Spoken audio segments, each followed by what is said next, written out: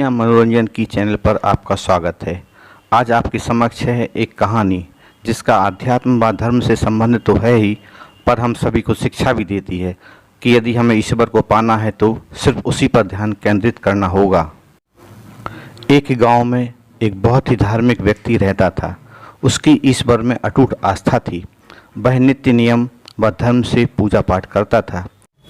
गरीबों पर दया कर दान पुण्य भी बहुत करता था, पर उसके दिमाग में हर समय यह अभिलाषा रहती थी कि उसे ईश्वर के दर्शन करना है। अपनी इस अभिलाषा के पूर्ण करने हेतु वह निरंतर प्रयास करता रहता था, किंतु लाख जतन के बाद भी उसे जब ईश्वर के दर्शन नहीं हुए तो वह एक पंडित के पास पहुंचा और बोला कि मैं अनेकों उपायों के बाद भी ईश्वर के दर्शन नहीं कर सका। आप बहुत विद्वान हैं, ज्ञानी हैं, अब आप ही मुझे कोई एक ऐसा उपाय बताइए जिससे मैं ईश्वर के दर्शन कर सकूं।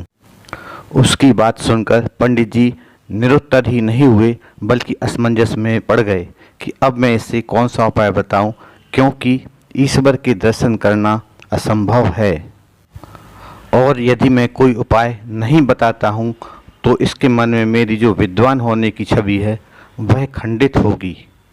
बहुत सोच विचार कर पंडित जी ने निर्णय लिया कि मैं इसको इतना कठिन उपाय बताऊंगा कि ना यह वह कठिन उपाय पूर्ण कर पाए और ना मेरी छवि खंडित होगी। यह विचार कर पंडित जी ने बताया कि यदि तुम किसी राह पर एक वृक्ष के नीचे बैठकर ईश्वर के नाम की 1.25 लाख जाप करोगे तो ईश्वर तुम्हें दर्शन देंगे। पंडित जी की बात सुनकर वह भक्त एक राह के पास लगे वृक्ष के नीचे बैठकर जप करने लगा। निरंतर जप करते रहने से उसकी जाप लगभग 1 लाख हो गई। तभी वहां से नारायण नारायण करते हुए नारद मुनि जी निकले। जप करते भक्त की नज़र नारद जी पर पड़ती है तो भक्त नारद जी से प्रश्न करता है कि हे मुनिवर, क्या आप भगवान के पास जा रहे हैं? नारद जी कहते हैं, हाँ भक्त, मैं भगवान के पास जा रहा हूँ। तो भक्त कहता है कि हे मुनिवर, क्या आप मेरा संदेश भगवान तक पहुँचा दोगे? तो नारद जी कहते हैं, हाँ भक्त, बोलो, भगवान से क्या कहना है? तब भक्त कहता है कि आप भगवान से पूछना कि आप मुझे दर्शन कब दे रहे हैं। मेरी 1.25 लाख जाप पूरी होने वाली है। मैं भगवान के दर्शन को बहुत आतुर हूँ। नारद जी भक्त से संदेश देने का बोलकर आगे बढ़ जाते हैं और भक्त पुनः अपनी 1.25 लाख जाप पूरी करने में लग जाता है। वहीं नारद जी भगवान के पास पहुंचकर अपनी बात करते हैं और जैसे ही लौटने लगते हैं उन्हें भक्त की याद आ जाती है। तो वह भगवान से पूछते हैं कि हे भगवान, जब मैं आपके पास आ रहा था तब रास्ते में आपका एक परम भक्त मिला था और उसने पूछा था कि आप उसे दर्शन कब दे रहे हैं। नारद जी का सवाल सुनकर भगवान ने मना कर दिया कि नहीं, मैं उसको दर्शन नहीं दूंगा। तब नारद जी ने कहा कि उसके 1.25 लाख जाप पूरे होने वाले हैं। तब भी भगवान ने कहा कि नहीं। नारद जी कुछ नहीं बोले और वापस आ गए। यहाँ भक्त नारद जी के वापस आने का इंतजार कर रहा था।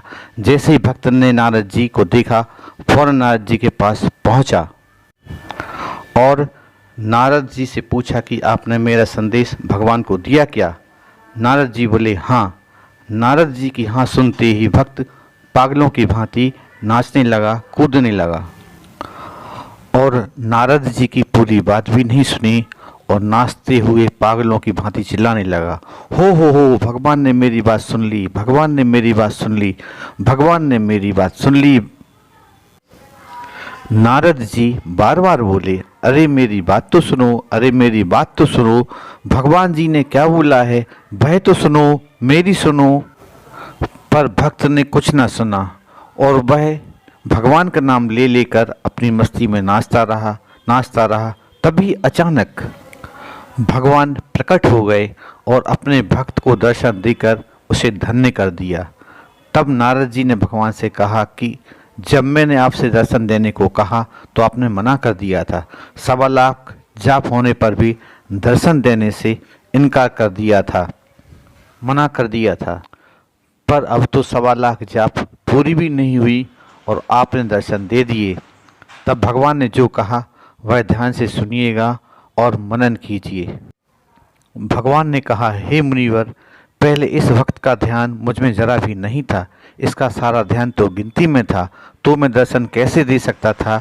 तो मैंने इनकार कर दिया था।